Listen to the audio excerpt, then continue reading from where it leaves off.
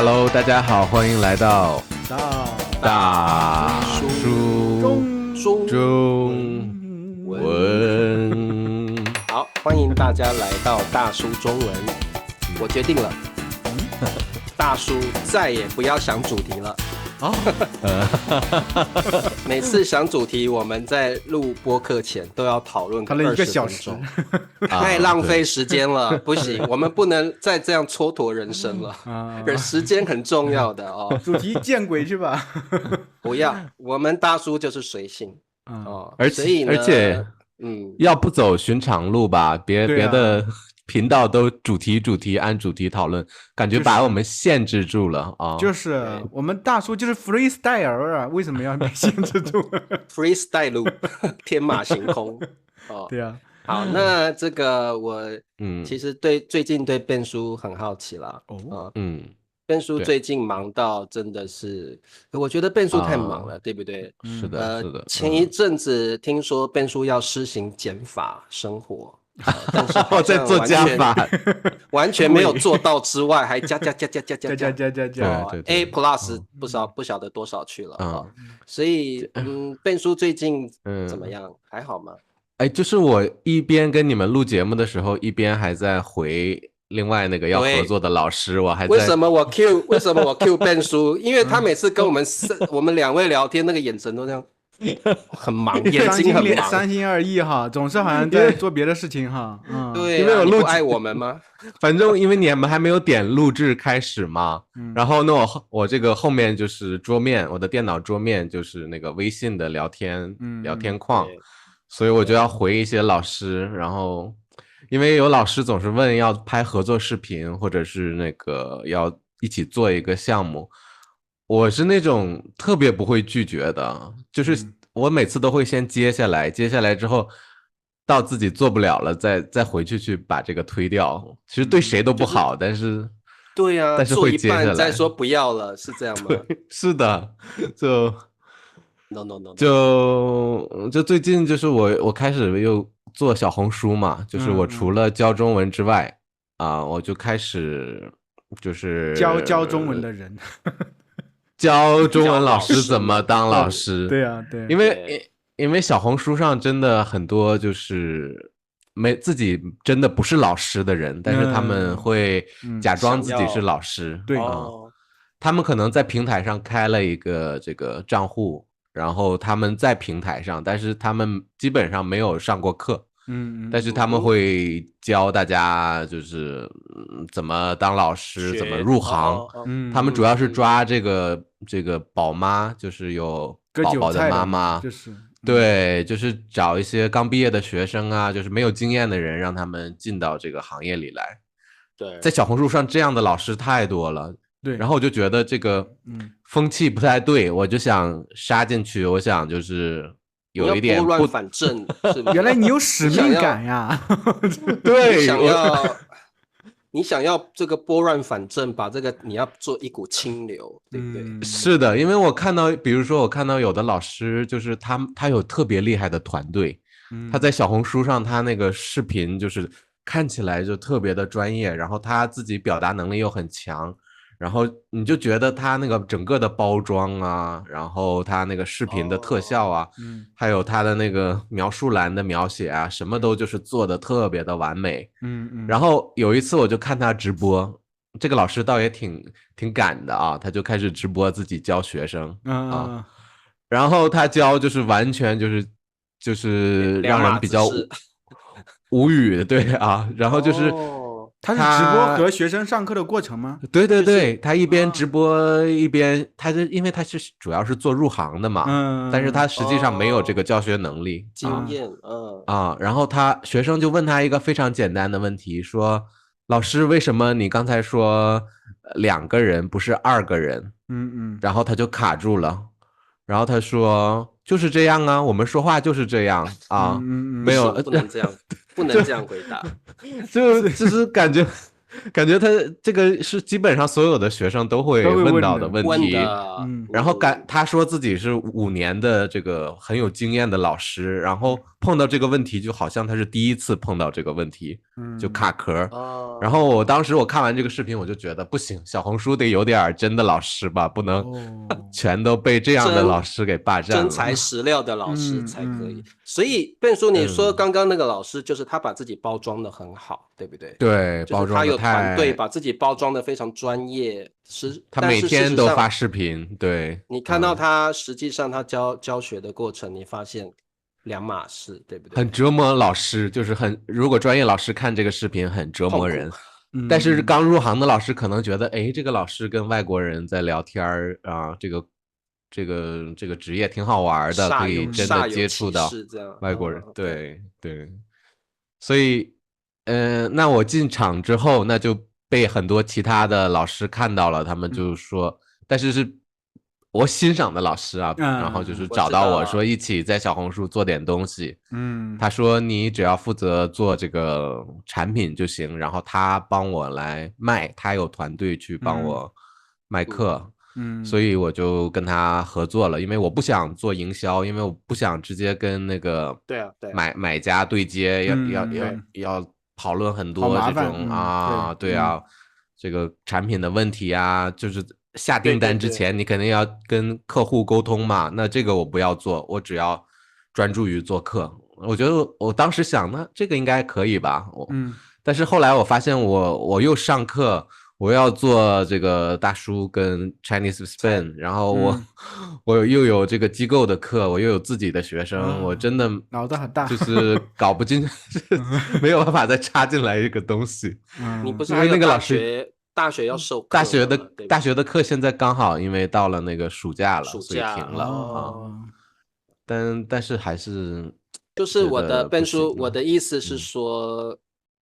你应该要做减法嘛，对不对？人生嘛，因为就是太满了。我们这个中国哲学是很有这个道理的哦。有时候第一个中庸之道嘛，第二个就是要让自己空一点嘛，有空间才有办法去思考嘛。所以你现在就是好像就是没有做减法，反而又把自己加上去，加，然后就是就是会很累吧？我听了我都觉得很累了，对不对？对啊，就你要哭了吗？你好像快要哭了。昨天我就给那个小红书合作的老师就写了一个长文呢你们也知道我没事就写长文，给你们也写过长文。我也有一样的毛病，我都读第一句跟最后一句就好了。大家都一样。然后呢？然后我就跟他说，我说这个就是因为9月我要回国1个月嘛，我说回国1个月之前，我真的不想做任何项目了，我就是想把这个，就是把大叔和自己油管的视频抓紧时间做一做，把那个假期的1个月的时间的这个东西补上视频就是要按规律的发布。然后小红书的这些东西，我想就是以后10月再说吧。就是目前我需要做减法，我真的要，就是不能嘴上说，我要行动起来。语言上的巨人，行动上的矮子，就说的这就是也不对。其实说实话，你行动还挺难，执行能力挺强。然后应该是在这个生活，在可能没办法拒绝别人。到你真的承受不了了，才能够拒绝别人，对不对？就会变成是这样，对啊，所以什么？不是，我觉得笨叔这个状态，一方面他确实真的很累，加，但一方面其实这个东西确实怎么说呢？肯定是一个开拓一些新的东西。还是能有一些成就感吧，不然的话疯了，一直做这些事情干什么呢？但是我觉得笨叔你又有一点完美主义，我觉得啦，你有一点完美主义，所以更累，因为你东西又多，你对我是+1，对你可能要+10，因为你完美，你希望完美，你希望学生看了高兴，有学到东西，所以一个视频你会很用心去加个特效，加个什么的，你会对加更，就是你在加一上面又加个平方多少，对那种感觉。对，我跟那个老师写的时候，我就说，就是我觉得7月的话，我很难抽出足够的时间把咱们直播课的内容按照我理想的标准准备好。我是希望课程能够认真打磨，就是如果7月我为了赶进度而上线，就是欲速则不达嘛。我想多点时间准备好，真正把内容做好，做出口碑，所以不太想在7月不充分的情况下开展。我这么跟他说的，就是确实感觉，这个老师很想让我推出产品，他可以就是卖嘛，但是对，他那边是觉得只要有东西就行，不用那么完美，但是我是觉得这个东西还是就是你的品牌嘛，对，我不想做出来东西，然后那个感觉大家就是觉得好像挺水的一个东西，我不想，我还是要给大家一点干货，有系统的一点的东西。对。刚刚灿叔说，Ben叔这样也很好，开拓事业，然后接触很多新的项目，很好。我觉得也是，但是就是人生有很多项目啊，就是 Ben叔，你可不可以开拓工作以外的项目？或许你会觉得，哇哦那种感觉，你会觉得，原来开拓这个是让我觉得轻松，但是我也可以追求完美，但是我的生活也很充实的。就是我需要有人帮我一把，帮我找到那个我热爱的，但是我还不知道的，我热爱的东西。自己东西怎么要别人帮你找？你是不是有点夸张？因为我为什么一直做这个中文教学？因为我热爱这个东西，所以可能你做的时候就不觉得是啊，那肯定累。有时候可能就是吃完饭又回来又想再做一会儿这个东西。是的。但是我现在就没有机会去试那个新的东西，然后发现我还挺喜欢做这个事情，我可以为了做这个事情而少去教中文啊。有可能，对，有可能。我觉得，爹味儿要来了，爹味儿来，爹，不要叫我爹。我的意思是说，我的意思是说，Ben叔的确非常热爱他的工作，对啊，但是我觉得，但是我觉得这是其一，Ben叔你习惯了，你习惯了在工作上面去汲汲营营，去太过专注。所以我觉得你的确热爱，但是你爱过头了，爱不完。爱你爱不完，对你爱不完，你对中文教学爱不完。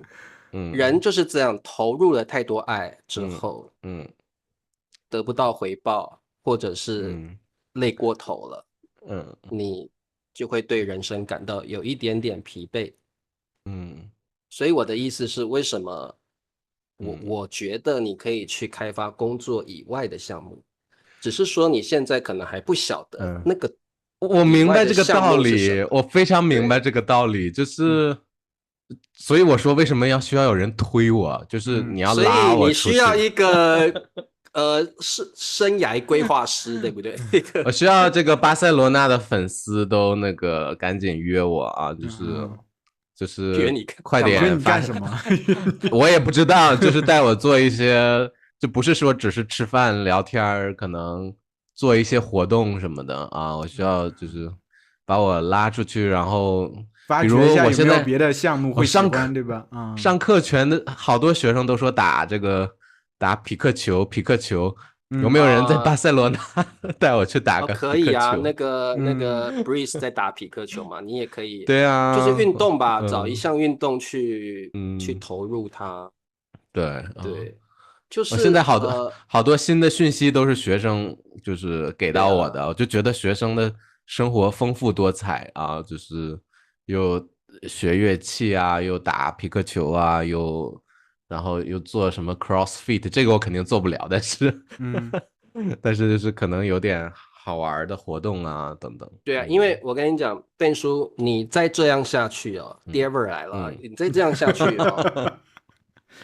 等到你60岁退休的时候，你就会跟中国那些大爷大妈一样，对，等着就是有没有孙子可以抱？没有怎么办？没什么事可以干哈对。退休了，我也不会画画，我也不会 AI，我什么都不会。然后我也不想出去玩。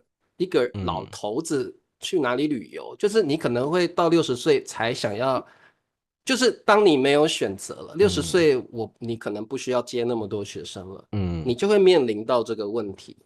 那你如果能在接近40岁的时候想这个问题，或许你会觉得更多的选择或更多的经历，会不会？我特别的纠结和撕扯，因为你要哭了吗？你怎么啊？不是啊，就是很感慨的感觉。就昨天晚上，昨天晚上电视上就是放那个玛丽莲梦露的这个电影啊，然后他在游轮上，那个又唱又跳的那个电影，然后我就看那个电影，我就想，这个电影人这里边电影所有的人都已经去世了吧？应该去世了，我还没去世了。然后我真的去查了一下，因为电影里还有个小孩，那个镜头很少，但是有一个小孩，我就看看那个小孩是不是已经也去世了。我看2015年小孩也已经去世了我就想，哇，这个电影里边这么光鲜亮丽，这么青春的这个身体现在已经全都已经消失了，都已经化为尘土了，已经不存在了，只能在电视上播出的时候，大家才能想到他们就是有时候我在想，我在中文教学这边，我一直干也是，我觉得我在创造价值，我觉得真的给我成就感。但另一方面，我就知道自己一定有一个倒计时。然后我这么用力的干，然后我不注意健康的话，这个可能就会把这个我就是存在这个世界存在的时间，在慢慢的我好像在透支它，在让它这个进度条在变短我其实知道，我这个道理都懂，但是我就是现在我在想要怎么真的去做，不是说每次都在这边打转就是这样但是你现在不要跌味儿了，聊你们吧。就是我每次看老电影，我就想这些人都不在了吧，或者看一张照片，对就开始思考一些这些乱七八糟的事情。人生的问题就是。你们也会吗？你们俩也会感慨吗？我成天在看的书都是死人写的，就是已经这个很正常吧？很正常吧？对啊。你会感慨吗？觉得哎呀，这个作者都不存在了。我会感慨那个时代都不存在了。对啊，曾经那个时代，因为我很喜欢看古典的小说，我就发现那个时代都走了，那个时代的很多生活的印记都已经不见，完全被取代了。肯定会有这种想法呀。但我是觉得你其实也走不出来。我觉得你说想要一个人，这个人又足够能推进你去做这个事情，因为我觉得你是不容易被推进的这么一个人，你可能需要一些处在风暴里的这种关系，然后把你往前推。所以你现在需要一个什么人？我也来一个当个爹，我觉得极致拉扯。我觉得我们的观众都听出老茧了吧？每次都是我这点事儿，对吧？工作的事儿也不是呀。这个怎么说呢？学生要从什么角度去看了这个东西还是很有用的。对，其实我觉得我倒真的很理解笨叔，因为我觉得他真的不需要休息。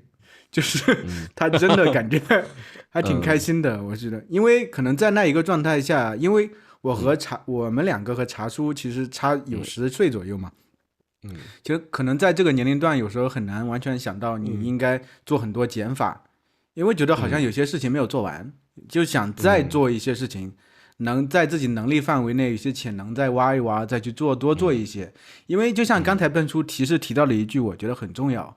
因为中文教学不只是他的爱好，其实也是他的能力所在，他会得到很多反馈，他会觉得自己很厉害。有时候觉得可能这个是自己唯一有能力的地方，所以就会一个人一辈子能有一个东西，对啊，有一个很厉害的地方已经很了不起了。有些人终其一生，他可能只是工作，并没有觉得这个东西能做很好。因为但是这个是双刃剑，就是我不敢尝试一些东西，我知道我是小白，我是零。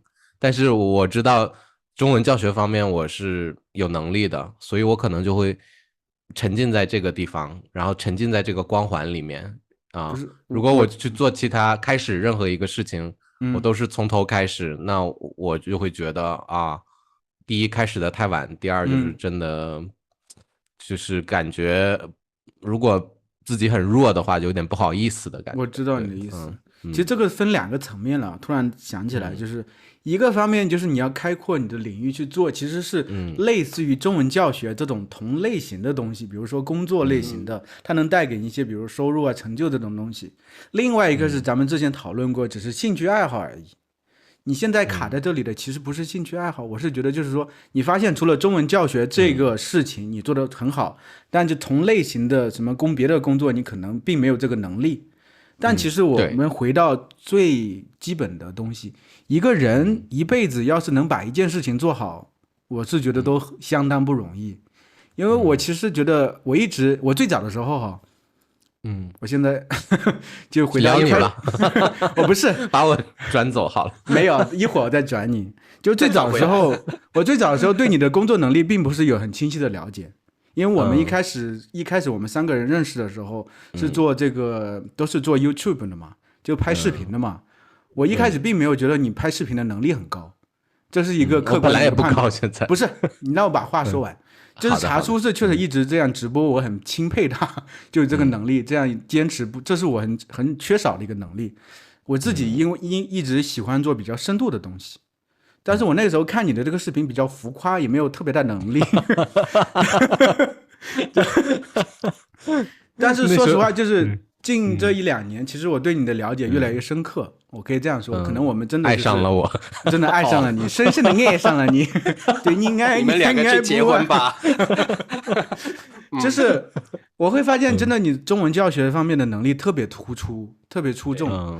而且那天我不是莫名其妙，我在做小红书的时候刷到你，按道理因为我们是不是一个赛道，因为我重新做别的东西了，刷到了你，我发现你竟然已经有1万多的粉丝，就这个东西其实是一个客观的一个标准，就是你其实真正做小红书没有多久，但是你进入这个赛道之后，你很快就能做到比较前面去了，就说明这个东西你是深耕很多年的，而且你一进去之后，以你的专业能力，很快就能打动一些真正需要这方面的人。然后呢，平台就会把你的内容往更多人方向去推，这其实就是你的特长所在。我是觉得一个人能有一个特长，而且他把它做得很好。其实我们以前老说，就是说像日本那边的工匠精神就是这样，一辈子就只做一件事情。对啊，什么米饭仙人，我不知道这是怎么做一个米饭能做到极致，但是他们确实，比如说做寿司，对吧，就做到极致。那中文领域，其实说实话啊。你可能不觉得，我是觉得做中文老师的人真的挺多的，真的很多。就是像我们本身做自媒体，其实已经做到在中文老师这个领域里头已经做到比较好了，而且其实你们的教学水平也很高，这个因为有10来年的积累嘛，而且确实有很多的研究还有实战，那其实是很多中文老师比不了的，说实话。我其实没有这么大的抱负，就是做中文老师我没有这么大的抱负，我就是想和你们2个一直做大叔中文做下去。我自己的频道已经很久没有更新了。对啊，你怎么停更了？这个我是想问你好，想把话题引到我身上是吗？但是你说了半天，我是想说这个东西也是一个黑洞，就是把我吸进去了，就是我在这个黑洞里边，我就是出不来，我想出来，但是我有点出不来，感觉被这个黑洞这个越吸越深，越吸越深，整个人都陷进去了，这个感觉。不是，我觉得其实不是这个中文教学的问题，是你自己本身心态的问题。你其实很，所以你给我解药吧，你就说怎么把我解放出来。就是你放不过自己嘛，因为你放不过自己。茶书上面也说了呀，就是你做东西喜欢做到极致，我觉得这是你的一个习惯。就是东西你很难放过得过自己。你像我有时候会放过自己，所以我没有那么累。你像我会停更，我有时候上课上的我不上，就是你很难放过自己，所以你会很累。但是我觉得这个东西，因为中文教学对我而言，它并不是我最擅长的东西，所以我没有说我的心力啊等等会付出那么多，我会那么在乎这个东西我能不能做到极致。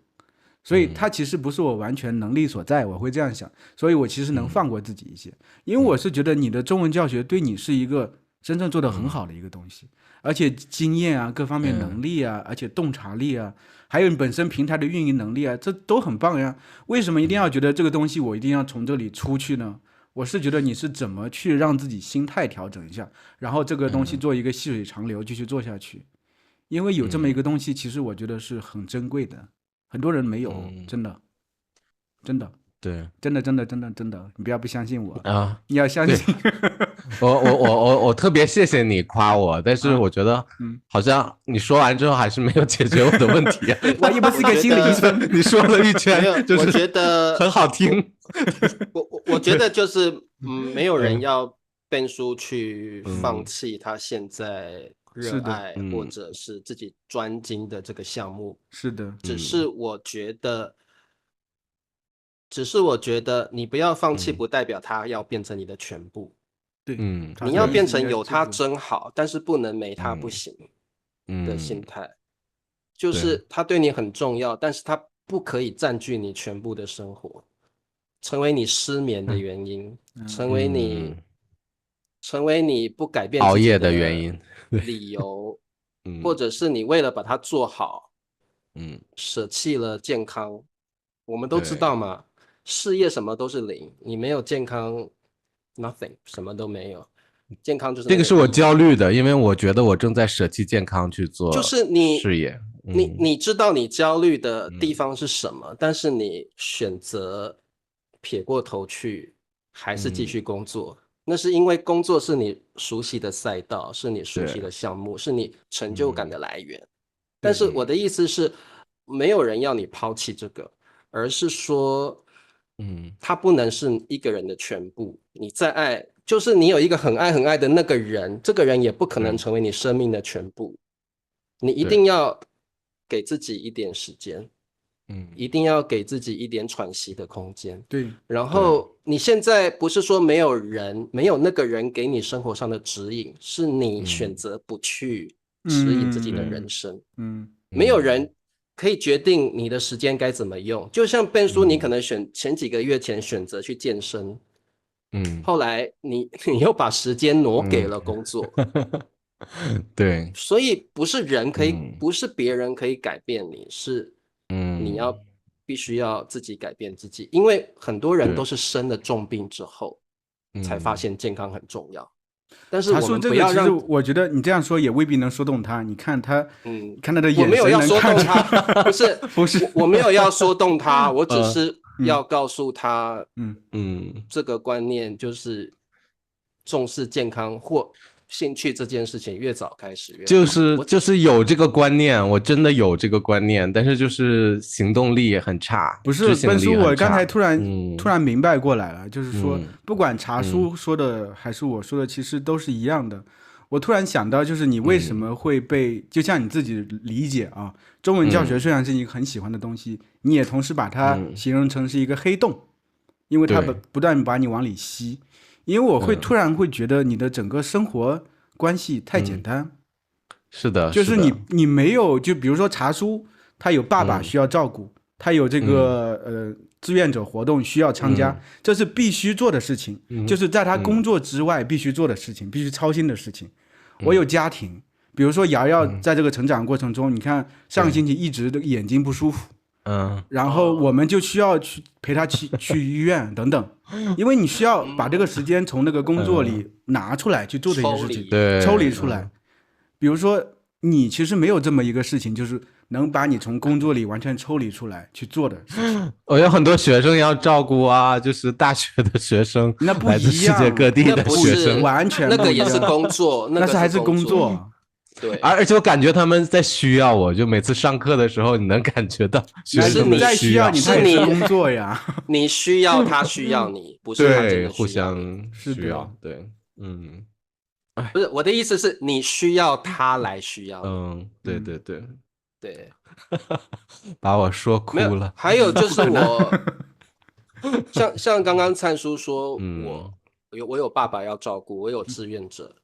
爸爸那个当然是一个责任，那个就是自然而然本来就要承担的责任。对，志愿者这个是我自己的选择，我很享受，而且我也很享受这当中的人际关系，我也非常认同灿叔说的，志愿者的事情可以让我把中文教学抽离，但是我还是不忘去，你知道我从前2个礼拜我在思考一件事情，就是我跟灿叔都很喜欢创作耶，我创作跟中文教学是不太一样的，虽然它可能就是我可以把它转化成他们有关系，就是我把我的创作变成学习中文的一个材料啊，我看到你看网上在做的东西是吧？对，所以我就想说，我也喜欢写作，为什么我不能把我的兴趣跟我的工作结合，然后一方面可以赚钱，二方面我也把我的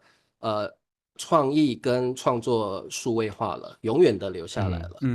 所以我觉得就是我知道这个东西可能一开始不会赚很多钱，但是我觉得我很享受，所以我前2个礼拜开始了这个新项目，这个新项目完全没有让我觉得压力，但是它占据了我蛮多时间的。对，但是我觉得我很开心的去做了，然后我也知道这个东西给我的收入一开始不会多，但是因为写作是我的兴趣，对，所以我觉得我可以坚持下去，然后我也给自己1年的时间，我看看这个新项目可以发展到什么程度，但是我绝对不会让这个新项目去左右我的快乐或悲伤，它纯粹就是我一个创意的出发就一个发泄的管道而已，所以我觉得我不断的在想要开发一些新项目，就是让自己抽离，或者是再投入一个新的圈子里，然后我觉得这样会让我很快乐。然后你的圈子是不一样的，都是对啊，像我就是我觉得我可以一直像狡兔三窟，跳，我就觉得我不会无聊，不会累。对，然后跟你们做大叔中文也是这样闲聊，也觉得很开心。就是我希望我的人生都在做我开心的事情，特别我已经50岁了，我更要抓紧这个原则。但是这个东西不是漫无目的的，就是它可能有时候会盈利，有时候会让我的创意有出发口，有时候就是让我跟人群可以接触。有时候照顾爸爸，你也会觉得，这是个责任。你应该要尽的一个人子的责任。那我觉得就是这么多的变化性在我的人生里面，我就会觉得 OK， 我享受，我让我的感官在不同的圈子里面发挥到一个极致，去享受我自己的情绪变化。对，所以我会觉得我想这样子，就是多变性、多样性这样。对。是啊，我觉得可能我们都在寻找一些更多样性的人生吧，也是一样。笨叔其实也在寻找的一个过程中，那一直不能把炮火一直集中在笨叔身上。那说说我的吧。对，今天不是闲聊吗？灿叔，你的麦克风是声音喂啊，现在对，可能要近一点。我刚才是离太远了。对，就回到灿叔啊，就你为什么停更了？就是以前感觉就是没事儿，就是我的那个 YouTube 就能刷到你的视频，然后感觉好久你都没有冒出来，好像从做手术之前就停更，就开始停更了。对，其实我怎么说呢？首先手术肯定是一个原因，手术是一个原因，就是我会觉得自己的频道有点陷入枯竭的境地，我不知道该做什么，就是做很多东西我没有那么大的兴趣。然后我会觉得做很多相关类型的东西会有太多重复的感觉，我没有特别大的兴趣想把它做好，而且我会觉得就是我面对的中高级的学习者又比较少。其实我想把它更多变，因为我其实从你的频道得到灵感，我觉得我只是想把它后面，因为我最近在开发一个课程嘛，我上星期和你们说过，就针对中高级学习者的这么一个课程。我是想更多把我的频道后面再聚焦在这个上面，然后让大家其实跟我来上课就行，我不想把它再做的怎么样，因为我觉得其实要把它再投入特别多时间精力去经营它，因为我现在脑子已经有别的想法了，就是我的心已经很难再聚焦在我自己那个频道上。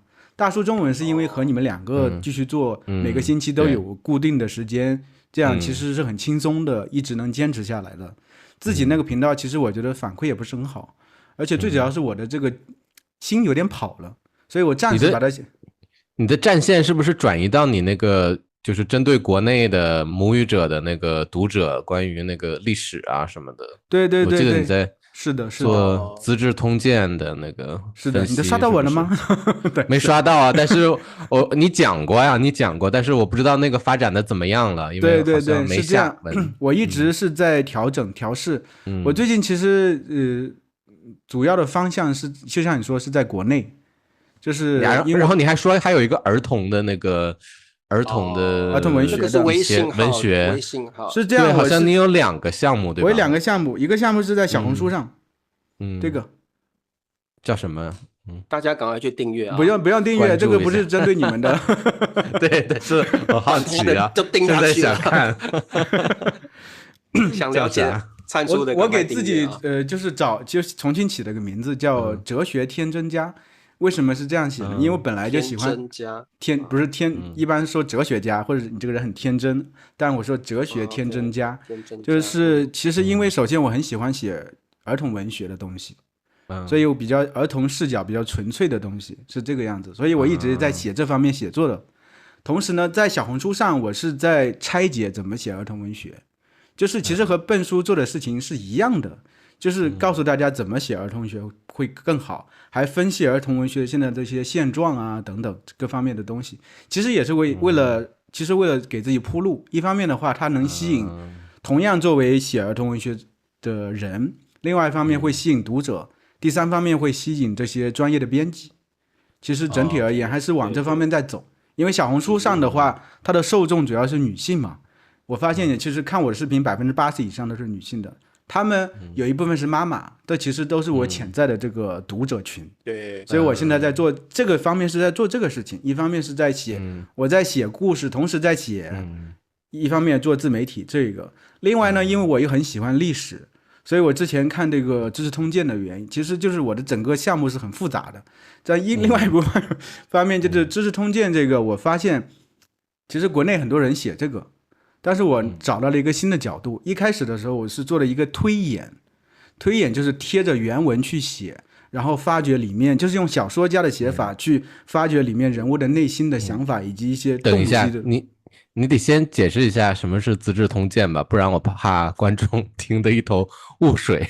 这是《知识通鉴》，这是中国古代一本书。将近中国就几千年的历史，它中间有一个很长的时期，是从战国时期开始到宋朝之前2-3千年的历史。它是一个编年体的这么一个书，就是说每一年发生了什么什么事情，它是用古文写的。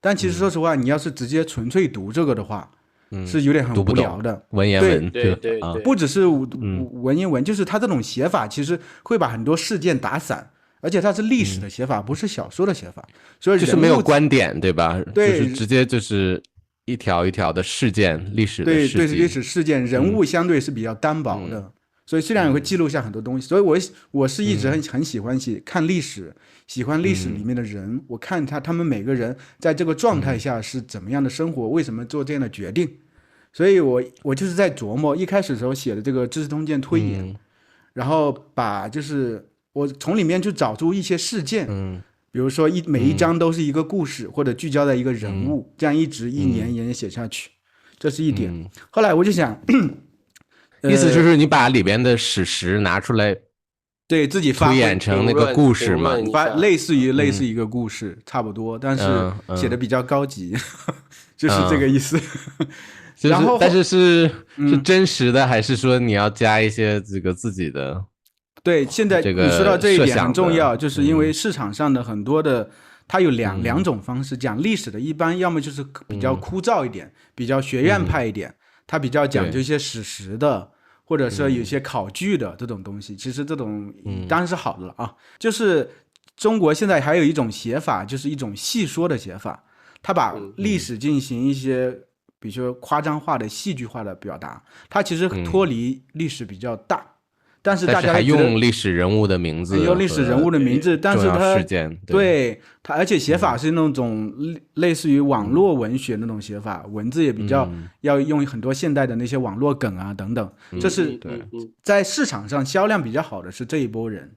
对，我是想取中间值，就是我一方面是贴着知识通鉴的原文，它原文写到了什么，我就把这个我的故事框架就定在那里。但是我不会细说，比如说这个人没有说什么，或者怎么样，我不会乱加一些东西。比如这个人他没有娶另外一个姑娘，我也不会说他突然喜欢上那个姑娘，不会做这种事情。但是我会觉得在特定的情境下，一个人在特定的历史情境下，他肯定有自己的想法，这些东西在历史书上是没有的。他为什么去做这种选择？比如说我一开始写第一章的话，有个人他为什么把自己的位置传给自己这个孩子，而不是另外一个孩子？他肯定是在这个孩子里身上看到了自己的一些点。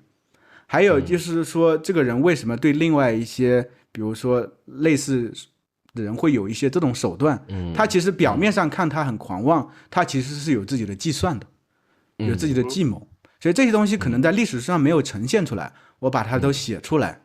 然后呢，我加了一些小说家的笔法，但是你看这个你知道这是真实的，它不是虚构的。这两个都是我在国内做的主要项目，我会觉得这个东西其实带给我很多享受的部分。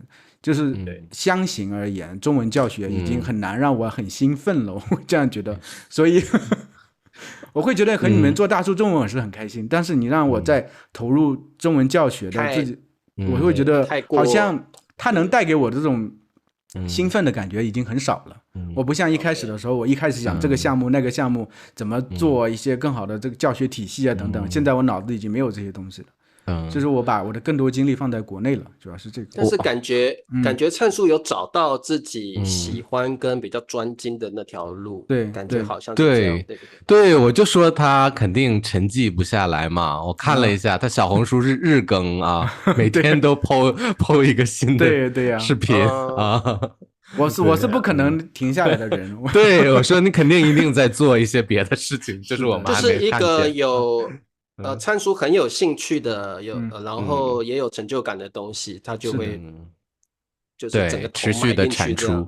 对，就是这个知识通鉴，因为最近还有一个事情，就是我儿子这个眼睛，有1个多月一直是眨眼，眨得很厉害，我们就一直也看这个医生那个医生也判断不了。上个星期终于发现，就是因为中国的医院很多医生他看得很潦草。他随便看一下说啊，你就是过敏了啊，要么你就是他用眼睛太久了等等，就把我们打发回去了。然后上个星期我们找了一个私立医院，就是稍微贵一点点的，那个医生看得很仔细，拍照片等等，发现他眼睛上面就有一些地方有一个腺体好像堵塞了，这个会导致他干眼。所以后来其实解决方法也很简单，就是说热敷，然后再滴眼药水等等。但是我儿子还有另外一个问题，他很早就近视了嘛。近视的话，就是因为这个眼轴增长会很快，因为我们小时候近视比较晚，它其实不会增长的很夸张。现在孩子近视太早了，所以它增长太快的话，以后可能会有高度近视。所以我们现在就是说想把它控制住，怎么控制住？所以现在就除了就是戴眼镜之外，可能还有一些辅助的手段，比如说，其实我现在才知道，就是外面的阳光对眼睛这个是最好的。